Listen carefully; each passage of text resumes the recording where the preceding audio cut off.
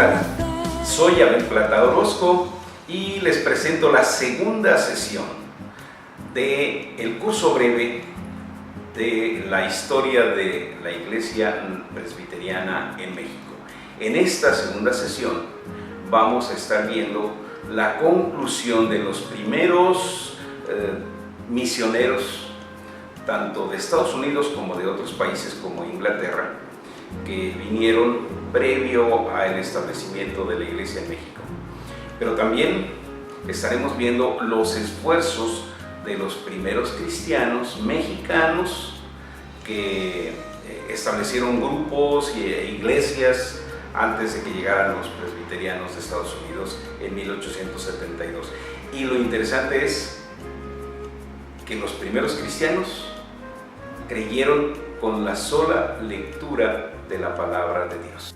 De esta manera, estaba proponiendo ya la apertura de otras religiones. Ignacio Manuel Altamirano escribía en 1871 que él era partidario radical de la tolerancia de cultos y en consecuencia tomó a pecho lo que hacen los enemigos fanáticos, lo que hacían sus enemigos fanáticos contra la reforma política. Y inclusive él decía, allá en Chaco, los protestantes ya están aceptando, bueno, más bien los católicos están aceptando el protestantismo con entusiasmo y están luchando contra los sacerdotes, pero hay una lucha fuerte.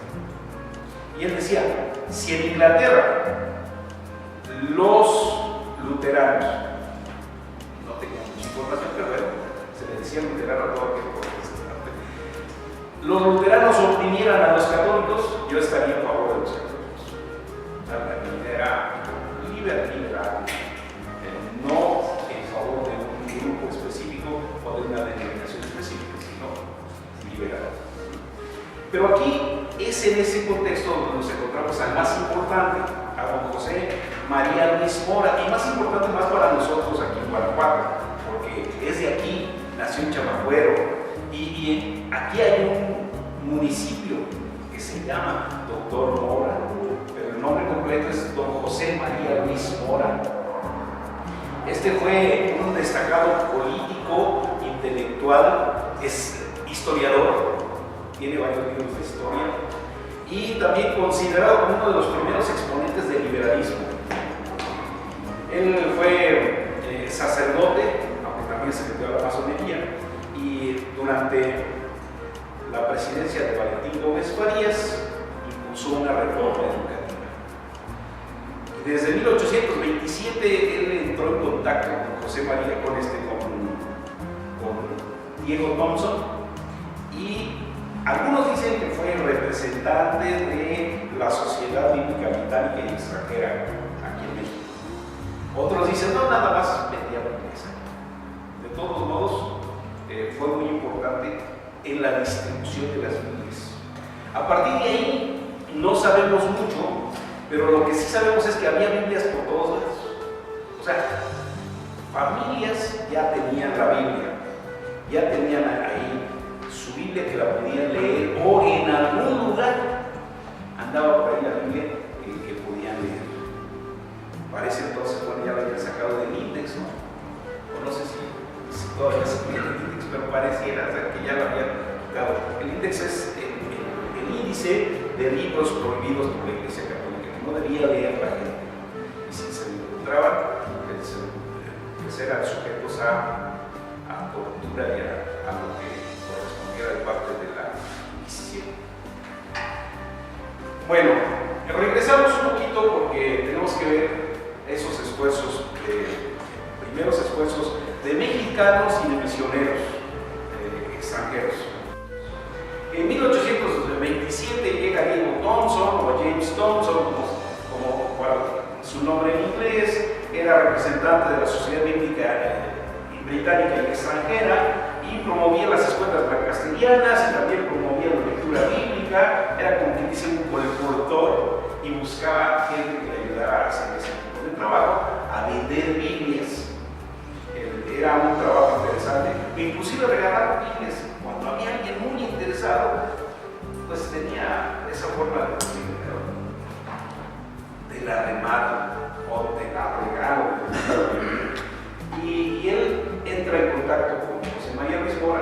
decíamos, este hombre cuando llegó a Veracruz dicen que traía tantas Biblias que para traer la carga de Veracruz a México usó 25 mulas, o sea, 25 bestias de carga, o sea, traía un montón de cajas de Biblias y todavía mandó traer otras. Y ya después, si nos metemos más a detalle, también parece que promovió la impresión de Biblias con los libros deuterocanónicos o apócrifos para que se vendiera mucho más aquí, porque ese era uno de los pretextos que le pusieron al principio. Así que bueno, ahí está Diego Thompson como uno de los primeros, y aquí es donde, decíamos, algunos historiadores identifican a un tal Brigham que previamente también llegó a vender Biblias aquí en México. Luego, con esto encontramos a un mexicano que ya lo habíamos mencionado hace un rato, a este Sóstenes Juárez, un ex militar, juarista, liberal, masón. Se integró al grupo del padre Aguilar y después allí, estando ya con él, no le gustaron algunas cosas y formó su propio grupo. Y formó su propio grupo evangélico, y a él se le atribuye que sea el fundador del culto público evangélico, por lo menos en la Ciudad de México. Hay buenos comentarios y estudios que está haciendo Carlos Martínez García, más bien Carlos Martínez García, sociólogo, historiador, y que de cuando en cuando nos pone en la web, en una página que se llama Protestante Digital, es una página española, pero es para ellos, y recientemente ha puesto 2 o 3 ¿cómo se dice? Artículos sobre este caso, cómo empezaron, en dónde empezaron, en qué casa, qué les pasó, cómo se fueron a otra, etcétera, qué cosas hacían, cómo lo hacían, etcétera. Bueno, ahí el padre Sóstenes Juárez hace su propio culto. Ahí es cuando le llega a Riley, un chileno que viene para acá, y bueno, previamente este chileno, bueno, es que dice que era chileno, pero puede decir americano, no sé, no tengo más información. Pero este señor, cuando se vino, venía muy preparado. Traía un himnario, algo extraordinario para México también, y ese himnario se llama Estrella de Belén. Y todavía en nuestros himnarios, por lo menos hay 2 o 3 himnos que se distinguen como que están ahí en Estrella de Belén. Cuando andan buscando los dueños de los himnos, bueno, llegamos a esta Estrella de Belén y ahí en adelante ya no sabemos quién es el dueño, ¿no? Y por lo menos ahí hay 2 o 3 himnos muy bonitos, muy evangélicos, que los cantamos de hace mucho, y que están muy bien esos himnos. Y bueno, cuando estaba trabajando con Sóstenes Juárez, porque Sóstenes Juárez prácticamente se separó de él y le propuso cantar himnos, pues aquel lo estudió bien, le pareció bien y finalmente lo aceptó, y entonces empezó a usar, porque él pensaba que a lo mejor se iban a convertir en otro tipo de catolicismo. Entonces tenía cierto rechazo a las cosas así muy católicas, ¿no? sobre todo a la parte ritual del catolicismo. Entonces cuidaba mucho de estas cosas. Aquí tenemos a otro personaje, Arcadio Morales, que también podemos decir es el presbiteriano más destacado del siglo XIX, y este se convirtió precisamente con Sóstenes Juárez. Cuando llegó a sus reuniones, empezó a estudiar la Biblia, y entonces ahí es donde le llamó la atención, creyó en el Señor Jesucristo y se dedicó a promocionar la Biblia. Así que fue colportor tanto en México, en Puebla, en Tlaxcala, en muchos lugares, y también en la misma capital. Y cuando llegaron los misioneros de la iglesia presbiteriana, bueno, Morales ya tenía un grupo, y precisamente con él es cuando lo captan, se ponen de acuerdo, le dicen, mira, en los presbiterianos creemos esto, le da toda la doctrina reformada, y entonces él estudia y dice, yo soy de estos, yo esto es lo que creo, y entonces se vuelve presbiteriano. ¿Por qué? De otra manera estaba con grupos de tipo congregacionalista, y entonces dicen, esto es lo que yo creo. Así que Arcadio Morales se considera el primer creyente en la Ciudad de México, y él es el que funda la Iglesia El Divino Salvador, que también va a jugar un papel muy importante en el desarrollo de la Iglesia presbiteriana. Esta Iglesia El Divino Salvador, ahí está todavía, en Argentina 29, antes estaba en otro lugar, vamos a ver una fotografía más adelante, y pastoreó esa iglesia durante 50 años, hasta 1922, que todavía a mí me tocó conocer a una de sus hijas, Evangelina Morales. Era muy dispensacionalista, pero muy interesante, entusiasta para estudiar la Biblia y entusiasta para platicar sobre temas bíblicos, pero con mucho entusiasmo, con pasión. Y la misma iglesia salía con pasión a predicar con todos. Él veía a la gente y decía, ¿qué sabes hacer esto? Mira, pues porque ahora te toca ir a vivir en tal lugar.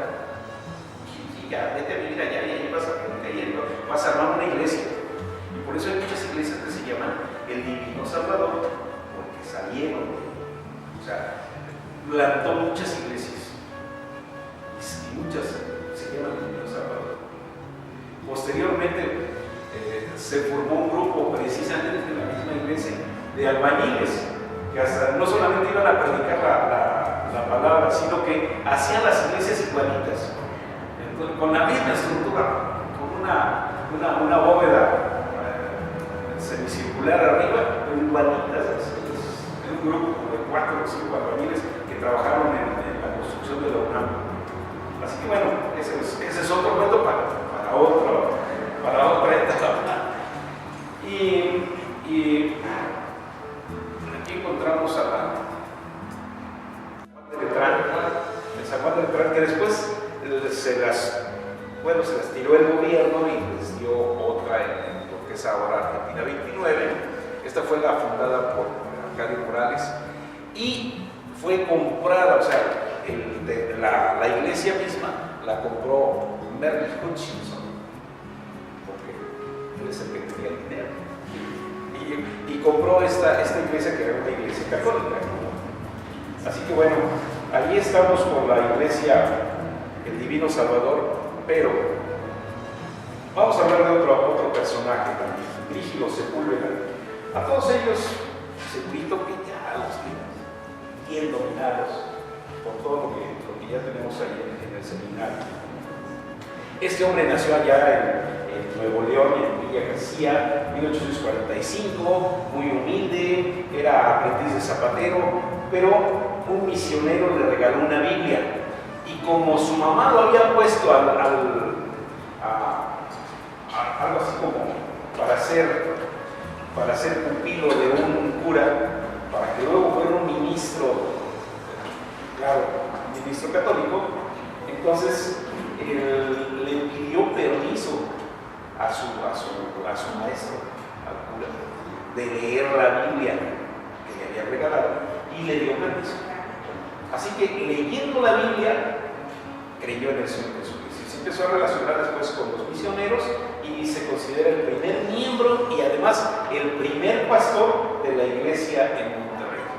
Para 1895 murió de fiebre tifoidea. El templo que ya no está, pero está renovado en Monterrey, también fue construido con todo el entusiasmo que le puso aquí Brígido Sepúlveda. Y lo vamos a encontrar en la historia de Brígido Sepúlveda trabajando por muchos lados, en toda la zona norte. Hemos visto algunos pocos misioneros y porque el Evangelio llegó y no sabemos, porque es la obra del Espíritu Santo, cómo se involucraron estos mexicanos. Y no es puramente el extranjero que llegó a abrirlas, a iniciar las iglesias.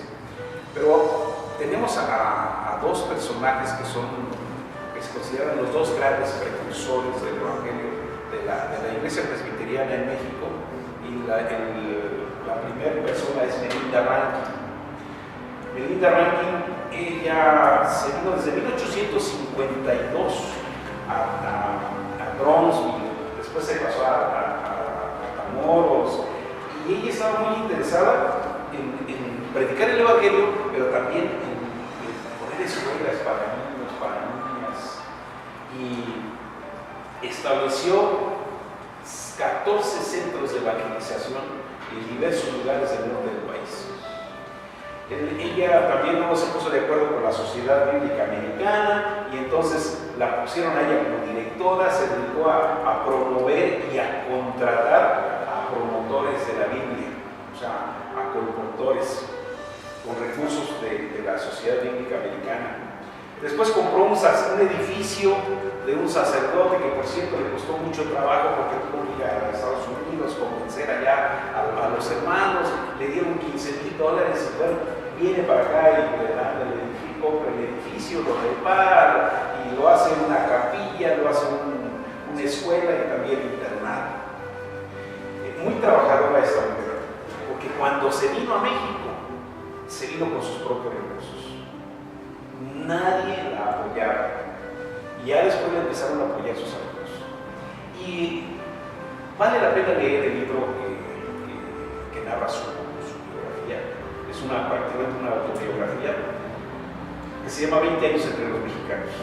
Vale la pena porque ahí se siente ese sabor de lo que ella estaba viviendo, y cuando va a Estados Unidos y les platica, les enseña cómo está la situación en México, la necesidad, las mismas personas de las iglesias la rechazan y nos creemos bárbaros, y así se expresa despectivamente de los mexicanos, y lo expresa porque dice: qué dolor siento, ¿no?, por esto, lo que piensan mis hermanos de esto, pero convence a otros y entonces la siguen apoyando. Porque hay gente que sí le pega el Evangelio y dice: queremos que el Evangelio se difunda en México, y la siguen apoyando, y la apoyan muy bien a Melinda Rankin. Así que podemos decir, con esta sí empezó el Evangelio, pero fuerte, en toda la zona de Monterrey, de Tamaulipas, una parte de Coahuila. Sus colportores empiezan a recorrer varios lugares ahí cerca, pero se van hasta Villa de Cos, y ahí tienen, con el trabajo que hacen, en poco tiempo llegan a bautizar a 40 personas. Y luego, el tipo de bautismo, bueno, es por aspersión, el que tienen ahí, y decimos, veamos, observamos ese detalle, más adelante la persona que fue a bautizar le dice, Melinda Rankin le da una tarea: ¿sabes qué? Vamos a definir cuál es nuestra doctrina. Entonces haz un credo, haz una confesión, cuáles son nuestras doctrinas. Y ella, mientras va a Estados Unidos a un viaje de recopilación de fondos, y cuando regresa, el tipo ya se convirtió, ya es bautista, pero fundamentalista, porque dice: no, ahora van a ser bautizados por inmersión, y la Santa Cena es cerrada. Así que, y entonces, pues, ahí viene la ruptura. Y ya no me acuerdo ni cómo se llamaba ese señor, pero Tomás Westbrook. Entonces, pues interesante la forma que le sucedió, más o menos como le pasó a los calvinistas cuando le dieron la tarea a Arminio. Le dieron la tarea de hacer un trabajo de sistematización, y se convierte al ¿cómo se llama? Al pelagianismo, ¿no? Entonces, pues, así le sucedió a ella. pero rompe con él y sigue sus trabajos ella sola. Busca más gente que le ayude. Ahí es cuando trae a un presbiteriano, al reverendo Parr, y entonces se sigue con el trabajo. Todo ese trabajo que ella hizo, que desarrolló tanto en Saltillo, de Morelos, toda la zona en Monterrey, se lo entregó a la iglesia presbiteriana.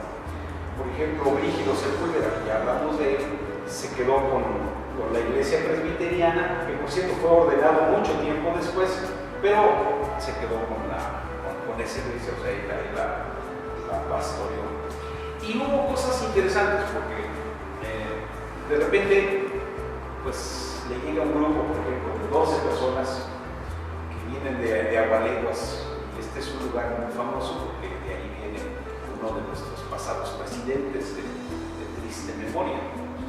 Entonces, aquí en Agualeguas había 12 personas que creían en el Señor Jesucristo y la vienen a ver que se mandan a su pastor. Y ellos no habían ido para allá, simplemente que la palabra de Dios que ellos habían distribuido ya estaba haciendo sus efectos.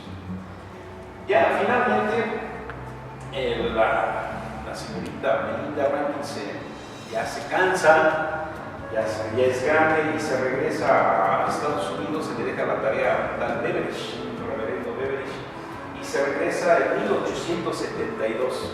Curiosamente, en septiembre, un mes antes o pocos días antes de que lleguen los primeros misioneros presbiterianos. Otro personaje pues, que ya estaban esperando con ansia, seguramente. Sí, háblenos de este. ¿De quién es?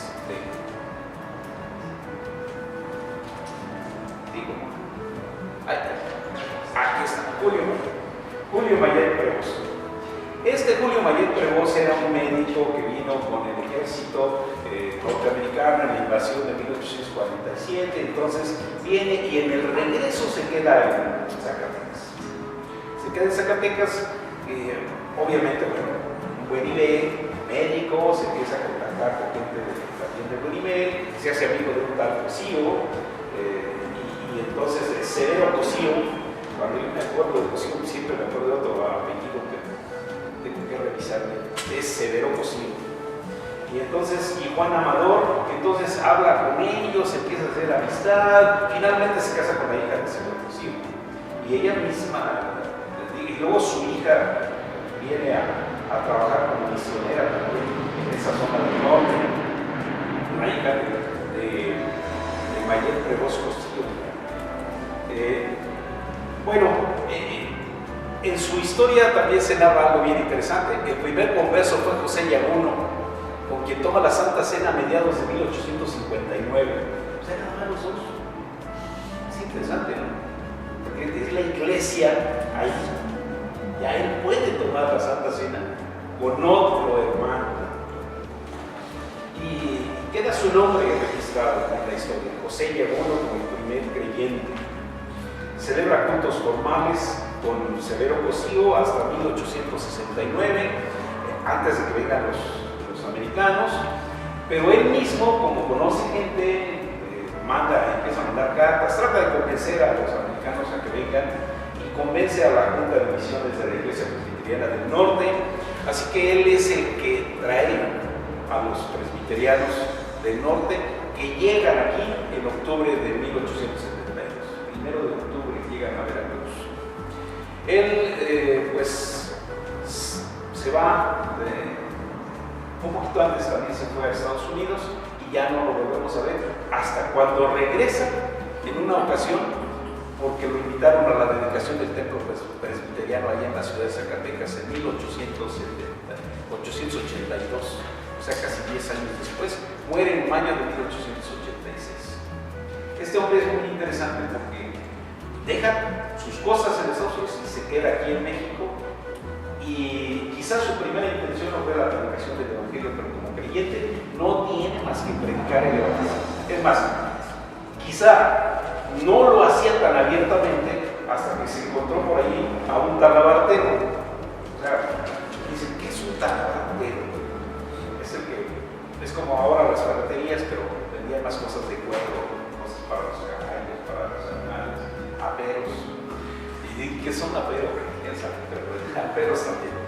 Entonces, lo ve que este hombre se sienta afuera de su negocio y con todo el que pase empieza a platicar, y si quiere saber algo de historia bíblica, él usa eso para platicar la historia bíblica. Entonces, eso lo anima a él, a Julio Mayet, para que predique ya seriamente el Evangelio. Es cuando empieza a hacer cultos precisamente en su casa.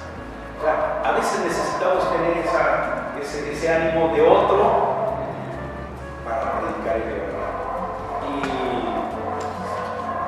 bueno, quizá aquí es lo que podemos ver. Todavía hay otro personaje que poco está en la historia, pero también está. Y este personaje es Santiago Paso. Digo poco está en la historia porque no es presbiteriano. Este viene de Inglaterra. Se convierte a los 17 años, precisamente también con una Biblia. Alguien empieza a explicar la Biblia, él cree en el Señor Jesucristo, y con su juventud y su padre alcohólico lo presiona mucho al padre y le dice, recuerda que los borrachos no entrarán en el reino de los cielos. Y ahí está, dale a su papá diciéndole eso. Pero el papá era alcohólico y bueno, tenía una mina. Entonces, quizá eso fue lo que lo hizo retirarse a empezar a viajar. Se fue a Birmania, fue a la India, hizo un viaje por allá, hasta se menciona en qué barco se fue, cómo regresó. Entonces regresa a Inglaterra, se casa y se viene de misionero a México. Y se viene con su esposa, 2 hijas, bueno, otras 2 o 3 creo. Y ya en México, pues tiene que trabajar, no viene auspiciado por alguna junta de misiones. Él viene por su propia cuenta. Él es pues de los pietistas, o sea, no viene por alguna denominación. Entonces llega a México y se contrata con una mina en el Estado de México, en la zona de Ixtapan del Oro, y ahí se queda como agrimensor y como contador, entonces para calificar metales. Entonces en esa mina se está un buen tiempo hasta que quiebra la empresa por alguna razón. Él está predicando en toda esa región de Ixtapan del Oro, y por cierto todavía hay gente que inclusive se apellida Pasco, no porque sean sus parientes, o sea, sus hijos, porque también en otros lados, bueno, hemos encontrado casos en donde algún misionero va cada 15 días a una iglesia, luego otros 15 días a otra, y luego a otra, y luego cuando se muere, pues tiene familia en cada iglesia, ¿no? Como los marineros, una en cada puerto, un amor en cada puerto. Pero no, en ese lugar es una zona más agua, y entonces muchos cuando se bautizaban se cambiaban el apellido para ponerse el apellido de la gente, de los hermanos. Por ejemplo, en el caso de Santa Clara de Juárez, también en el Estado de México, es una zona autónoma. Cuando fueron a bautizarnos a los hermanos, casi todo el pueblo creyó, una zona pequeña del pueblo no creyó, pero cuando fueron a bautizarnos, muchos de ellos se pusieron apellidos de los hermanos de las iglesias de todo el pueblo que fueron a predicar. Ahí encuentra uno a los Velasco, a los Mexicana, y otros, porque nada más tenían nombres, bueno, varios nombres. Nos veremos en la próxima, en donde estaremos viendo la llegada de los primeros misioneros presbiterianos, hacia dónde se fueron, quiénes vinieron, qué hicieron, en dónde estuvieron y cómo se fue desarrollando la iglesia hasta llegar a tener 3 presbiterios.